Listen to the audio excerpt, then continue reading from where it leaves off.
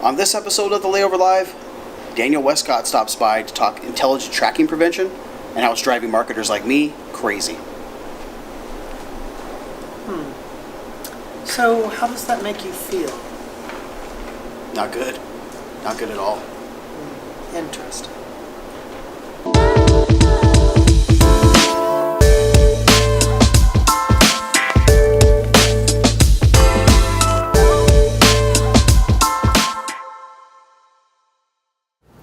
Hello everyone and welcome to episode 63 of the Layover Live, where we bring you the top article from the Layover each week.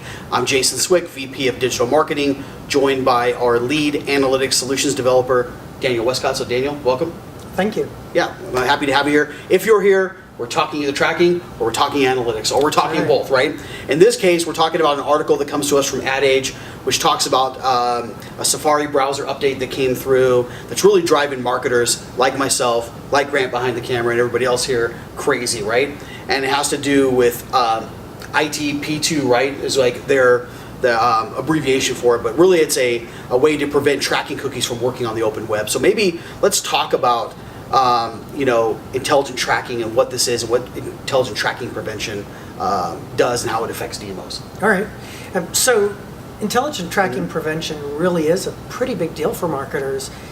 Back in June of 2017, Apple launched the first version of intelligent tracking prevention, boiled it into the Safari browser, which, as we know, is on every iPhone. So that's what, 53%? So, I mean, it's the biggest browser out there, right? Yeah. 53% of all your mobile visitors are subject to intelligent tracking prevention. Well, really fast, Google, Bing, everybody figured out a way around intelligent tracking prevention 1.0. And so Apple, last September of 2018, released Intelligent Tracking Prevention 2.0.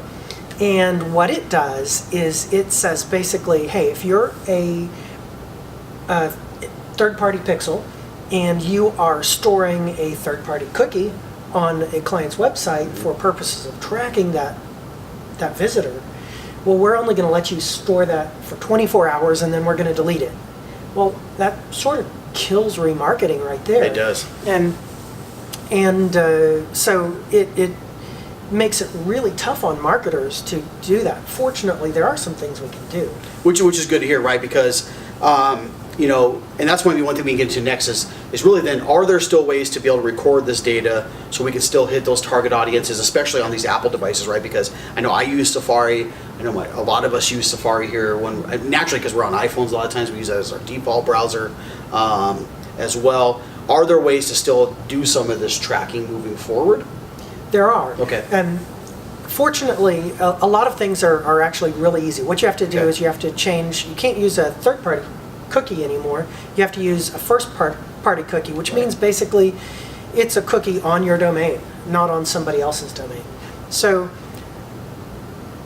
Google, for one, has introduced Conversion Linker into Tag Manager, and GTag automatically incorporates Conversion Linker if you're using that.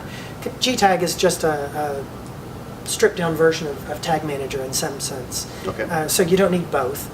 But Conversion Linker gets around it really nicely because it takes like an AdWords and ties it directly to your Google Analytics account. Okay.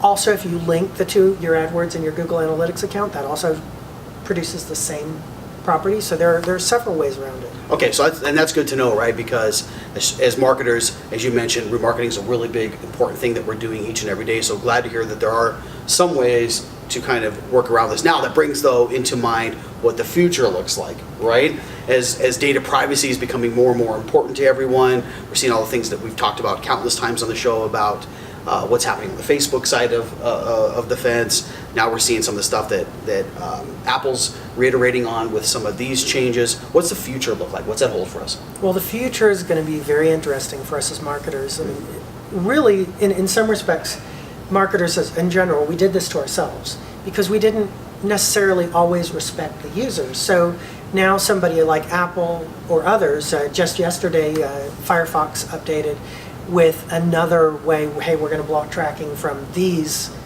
pixels. Yep. So it's coming at us from all sides. And it's only going to accelerate. I mean, now as marketers, we have a European regulation as part of our, GDPR. Everybody knows what it is, and it's an EU regulation. I mean, that says something right there.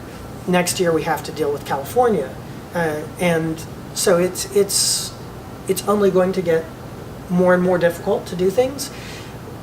But if we're careful and if we are smart about the way we do things, then we can still deliver a better user experience, because ultimately it's about delivering relevant advertising to the right user at the right time, give them a good experience. As long as we don't violate those as marketers, we're going to have an okay time. And really, and that's a good point, Daniel, because really things should be permission-based, should be privacy-safe. Those are all things that, as marketers, Exactly. we should be thinking about anyways, right? So thanks for stopping by. Really, really good stuff.